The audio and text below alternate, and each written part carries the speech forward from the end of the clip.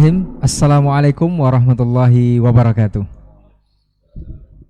Alhamdulillahirabbil alamin allazi arsala rasulahu bil huda wa dinil haqq liyudhhirahu 'alad dini kulli walau karihal kafirun. Asyhadu an la ilaha illallah wahdahu la syarikalah wa asyhadu anna Muhammadan abduhu wa rasuluh la nabiyya wa la rasula ba'da. Amma ba'du. Para pemirsa KMTV dan juga pendengar Radio Rawani 91,1 FM dimanapun antum dan antuna berada, alhamdulillah bersyukur kita kepada Allah Subhanahu wa Ta'ala di kesempatan hari ini kita kembali dimudahkan setelah sekian lama tidak berjumpa di program Diktat Dialog Keilmuan Islam bersama Ustadz. Dan alhamdulillah guru-guru kita di kesempatan hari ini sudah hadir di studio untuk hari ini. Kemudian kita bersalawat dan salam kepada Rasulullah Sallallahu Alaihi Wasallam selaku uswah hasanah kita dalam kehidupan. Kita bermohon salawat dan salam kita tersambung hendaknya kepada seluruh keluarga, kepada para sahabat-sahabatnya radhiyallahu anhum ajmain, dan juga kepada orang-orang yang sentiasa istiqomah berpegang teguh di atas sunnahnya dan jalan beliau hingga hari kiamat kelak. Taib, para pemirsa KMTV dan juga generasi Rawani dimanapun antum dan antuna berada, untuk hari ini kita akan membahas sebuah tema yang kita beri judul bersyukur atau berkabung.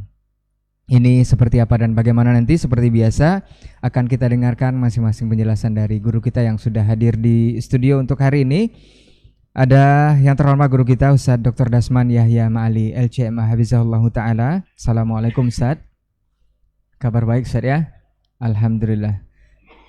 Nah, kemudian ada guru kita Ustaz Dr. Hidayatullah Ismail LCMA Hafizahullah Ta'ala. Assalamualaikum Ustaz. Sehat Ustaz ya? Alhamdulillah. Kemudian ada guru kita juga Ustaz Dr. Helmi Basri LCMA Hafizahullah Ta'ala. Assalamualaikum Ustaz. Sehat Ustaz ya? Alhamdulillah. Taib generasi Rawani dan juga pemirsa KMTV, tanpa berlama dan tidak memperpanjang muqaddimah, seperti biasa kita akan langsung saja memberikan kesempatan pertama untuk guru kita Ustaz Dr. Dasman Yahya Ma'ali LCMA Hafizahullah Ta'ala untuk tema kita bersyukur atau berkabung. Kepada guru kita persilahkan, fal yatafadhal mashkura Ustaz. Waalaikumsalam warahmatullahi wabarakatuh. Taib, barakallahu fik, jazakallahu khairan untuk guru-guru kita yang sudah memaparkan materi kita di kesempatan hari ini di Diktat dengan bersyukur atau berkabung. Semoga ini menjadi ilmu dan pemahaman bagi kita untuk lebih bijak dan lebih bisa mengamalkan mana yang memang sesuai dengan fakta sejarah dan juga sesuai dengan sunnah Rasulullah Sallallahu Alaihi Wasallam menyikapi dengan 10 Muharram ataupun hari Asyura ini. Taib, para pemirsa KMTV dan juga generasi Rawani, kita jawab beberapa pertanyaan yang ada. Masuk di 082174909911 dan juga di laman medsos kita bacakan terlebih dahulu. Mohon izin kepada guru kita untuk kita bacakan di sisa waktu ini. Assalamualaikum warahmatullahi wabarakatuh Ustaz. Ini komentar dari laman Facebook. Ustaz, ada yang mengatakan orang sibuk berperang membela Palestina dan bicara nuklir, sementara kita atau dalam tanda kurung kalian ini masih sibuk bicara Syiah Sunni. Apa benar hal yang seperti ini Ustaz? Mohon penjelasannya Ustaz. Jazakallahu khairan. Naam Ustaz.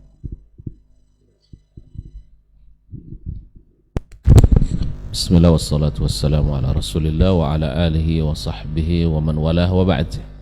Ini mirip dengan orang yang mengatakan orang sibuk perang melawan orang kafir. Ya, antum sibuk dengan Sahih Bukhari, Sahih Muslim. Antum sendiri sibuk dengan apa?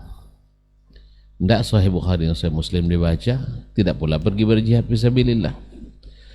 Maka ikhwani fillah, ilmu hari ini adalah si afdal jihad.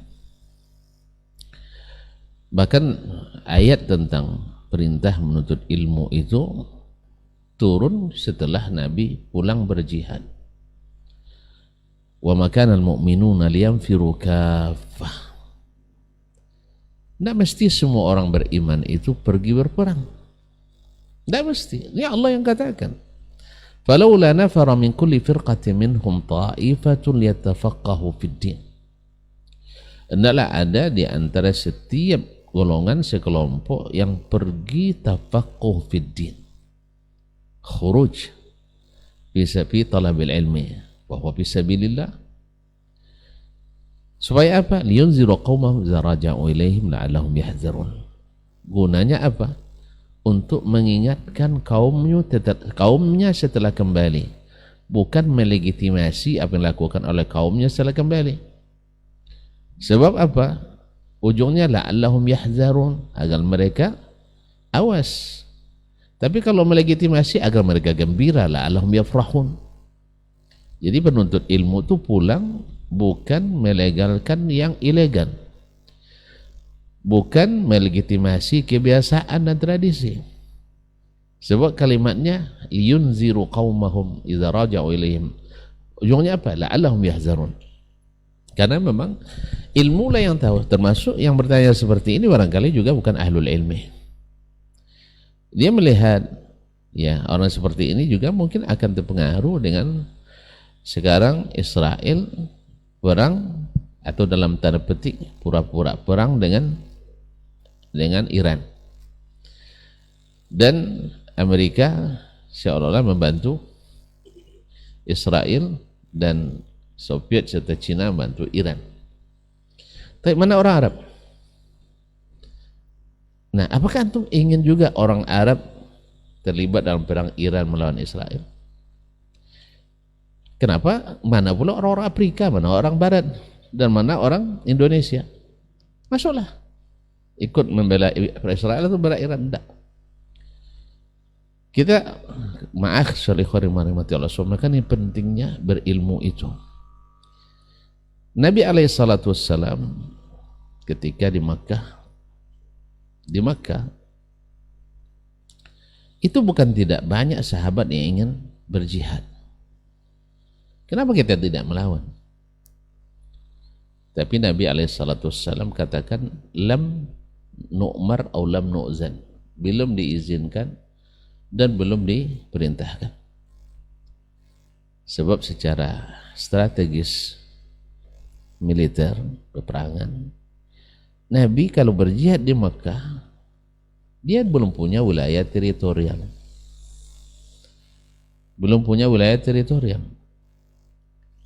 Andainya mereka kalah, mereka masuk kerangkeng semua, tidak ada tempat untuk berlindung. Demikian juga dalam dunia perang itu tidak asal perang kita harus ikut semuanya. Makanya ada tingkatan-tingkatan fardu ain, fardu kifayah, dan ada sunat. Sekarang orang ingin memaksa misalnya Arab Saudi, kenapa tidak ikut perang di Palestina? Nah, ujuk-ujuk tiba-tiba kerjasama beli senjata pada Amerika, jadi jongos Amerika. Tapi kalau setiap yang bekerja sama akan jual beli dengan Amerika adalah jongos Amerika, kita lebih dulu, bahkan kita lebih parah. Arab Saudi tidak merubah aturan negaranya. Karena kalau kita kadang terima seperti itu, harus merubah ini dan itu. Jadi ikhwani fillah, makanya bicaralah sesuai dengan kapasitas, sesuai dengan ilmu. Makanya kapan baru Nabi SAW dibolehkan berjihad? Setelah memiliki wilayah teritorial. Yang kedua, jihad itu bersyarat. Tidak ada jihad perorangan. Bacalah sejarah Islam itu, jihad itu adalah harus dipimpin oleh amir, oleh waliul amri. Sekarang saya bukan tidak mau, bahkan dalam hati tak boleh padam niat itu, niat untuk berjihad, niat untuk mati syahid. Tapi ada aturan, bukan melakukan perlawanan. Sekarang tidak diizinkan oleh yang berkuasa terhadap kita, lalu kita melawan. Habis itu antum pulang kemana nanti? Di sana tidak punya kewarganegaraan, di sini juga tidak. Nah sekarang kenapa Arab Saudi tidak turun tangan? Mereka lebih paham dari kita, lebih paham daripada kita, masuk ke dunia itu, dan itu yang diinginkan oleh Iran, itu yang diinginkan oleh Amerika. Mereka hancur, nanti Makkah dan Madinah jatuh ke tangan Syiah. Itu mereka inginkan. Mereka ganggu Yaman supaya Arab Saudi terganggu. Mereka ganggu nanti di atasnya lagi Lebanon supaya, dan Suriah. supaya Arab Saudi ini ganggu Kuwait dulu supaya Arab Saudi ikut terlibat. Banyak cara-cara mereka untuk melibatkan, tapi Arab Saudi punya perhitungan. Alhamdulillah yang makan kambing seekor 6 orang tentu lebih cerdas daripada makan kambing 6 RT 1 ekor. Iya, karena mereka melaksanakan perintah Allah dan sunnah Rasulullah SAW.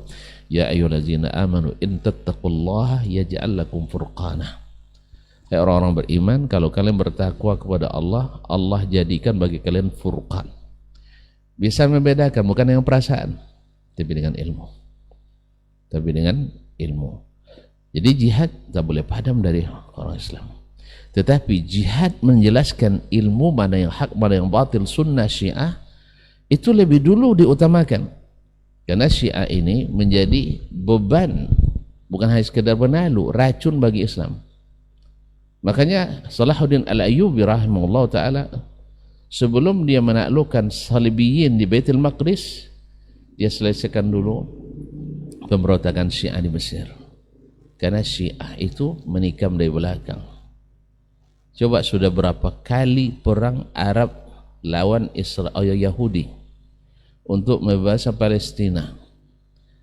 Tolong sebutkan kepada saya berapa kali Iran ikut membantu sejak tahun 48 sampai tahun 2024. Sudah berapa kali dia membantu orang Arab?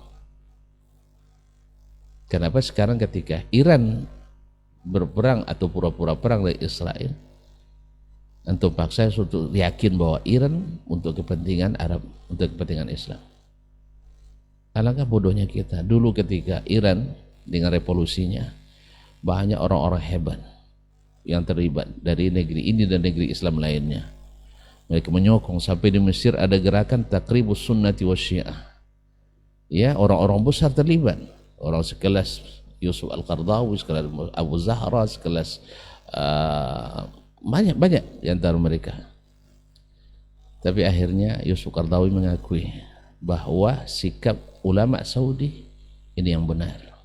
Dia tahu tidak mungkin menyatukan air dengan minyak, tidak mungkin menyatukan api dengan air.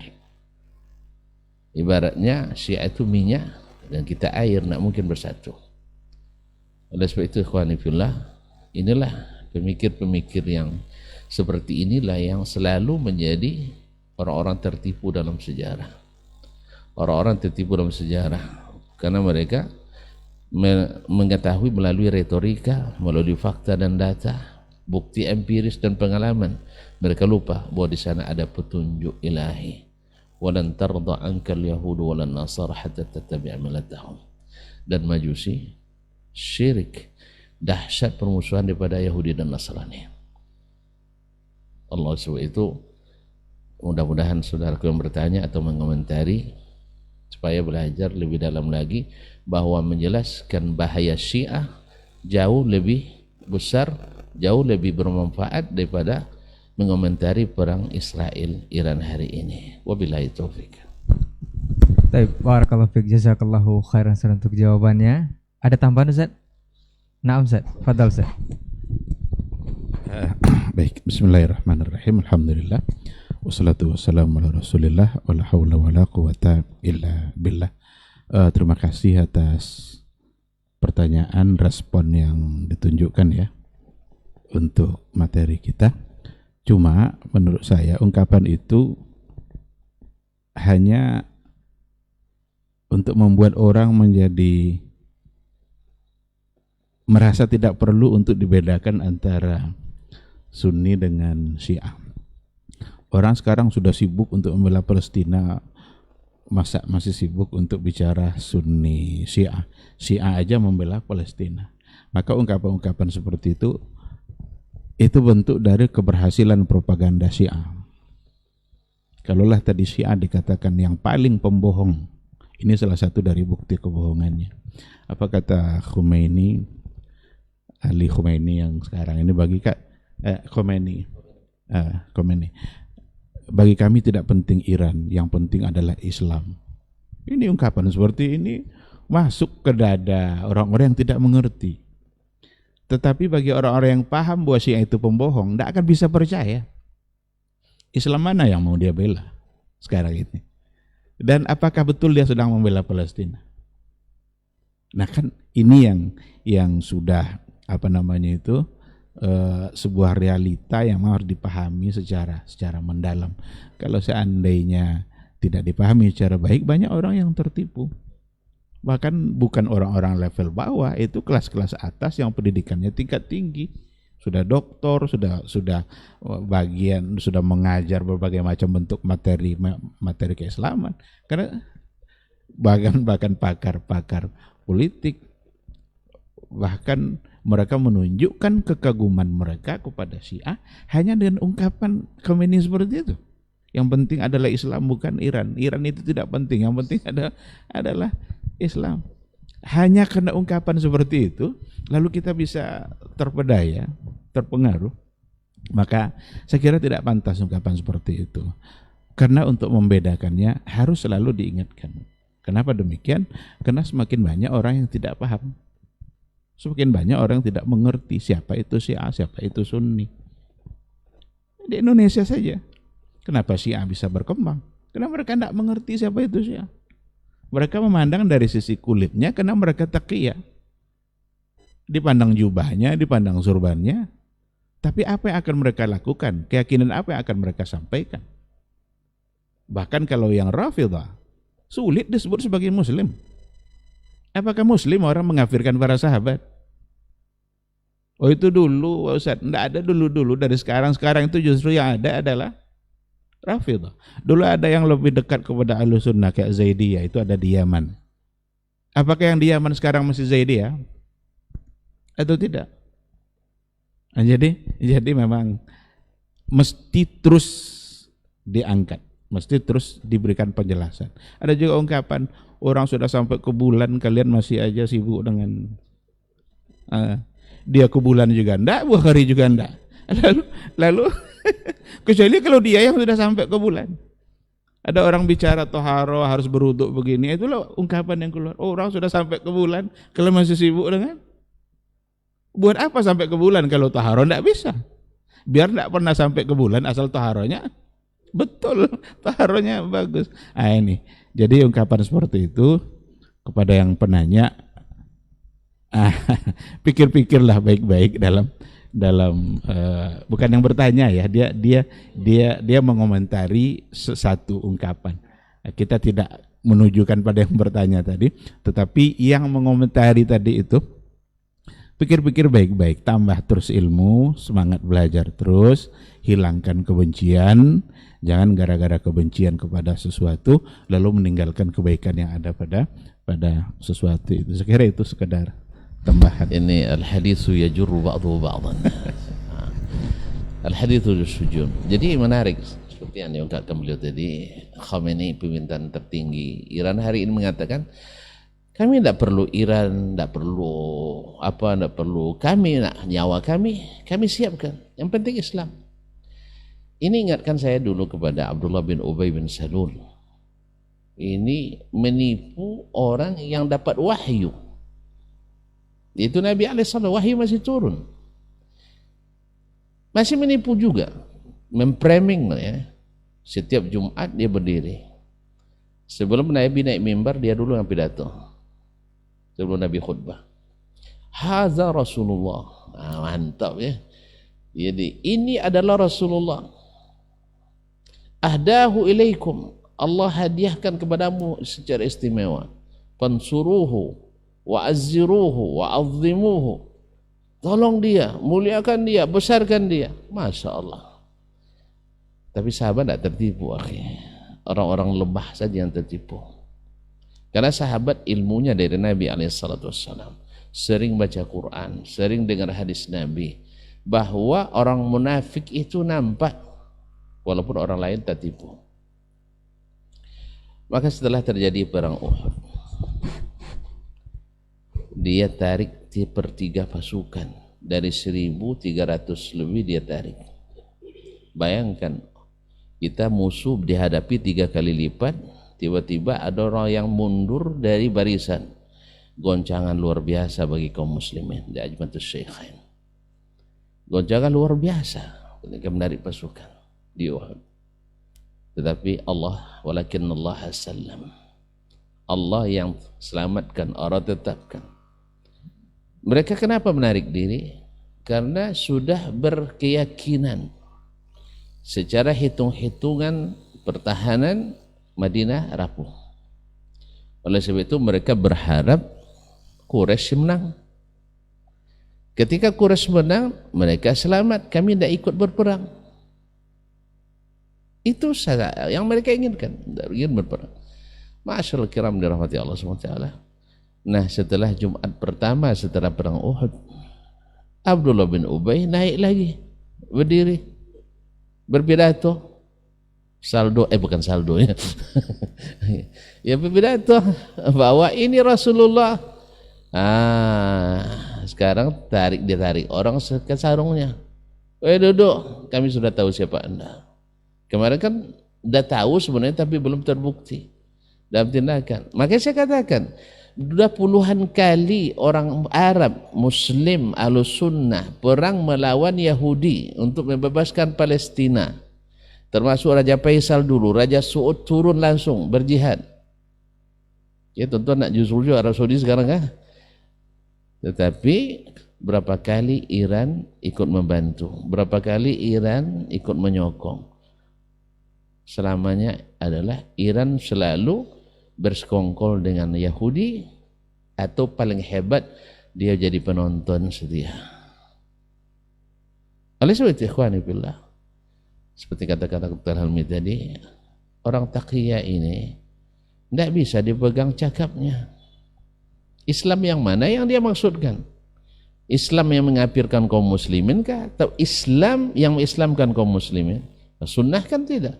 Setelah Nabi wafat, sahabatlah yang menyambung risalah Nabi alaihissalatu wassalam. Sepakat umat Islam untuk mengangkat Abu Bakar. Abu Bakar sepakat mewasiatkan Umar dan dibaiat oleh kaum muslimin. Mereka mengatakan setelah Islam Nabi wafat, seluruh sahabat murtad kecuali yang ada hubungannya dengan Persia, seperti dikatakan oleh beliau tadi, kecuali yang ada hubungannya dengan orang Persia. Itu hanya 5 orang.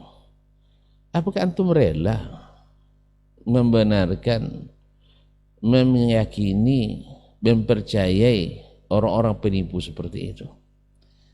Kalau antum percaya berarti antum siap dikicurin antara. Ya, sebab para ulama kita sepakat tidak ada golongan manapun yang lebih pendusta daripada Syiah. Tidak ada golongan lebih pendusta daripada Syiah. Baik secara fakta maupun secara teori, mereka adalah kaum munafikin. Wallahu musta'an. Dan ini sering kita dengar, ikhwana, sering kita dengar. Tapi itulah, saya juga kata seperti Dr. Helmi, bukan orang biasa. Ada yang profesor, ada doktor, ada pengamat politik internasional, bahkan ada ustadz, aktivis dan sebagainya. Ya itulah, karena mengambil ilmu seperti kata Ibnul Qayyim bukan min ainil ilmi. Sama dengan orang yang percaya sama orang Yahudi dan Nasrani, mereka tidak sama seperti dulu bermusuhan sama Islam. Sekarang lebih bermusuhan. Allah sudah katakan lan tarda ankal yahud wal nasara, tidak selamanya. Dan buktinya ada. Buktinya ada sampai hari ini. Mereka memusuhi kita. Memusuhi kita. Membuat aliran-aliran di studi-studi barat, aliran-aliran paling sesat dipelajari, lalu disampaikan kepada anak-anak kita yang cerdas belajar di sana, pulang di Indonesia jadi pakar Islam, pakar sejarah Islam yang merusak Islam dari dalam. Ya, mereka halus dengan mengatakan metodologi Barat lebih bagus daripada metodologi Arab. Padahal yang maksudnya metode Arab itu adalah metode Islam, tapi dibungkus dengan bahasa Arab. Tentu rasisme naik, nasionalisme naik. Berarti Indonesia bisa lebih hebat daripada Arab.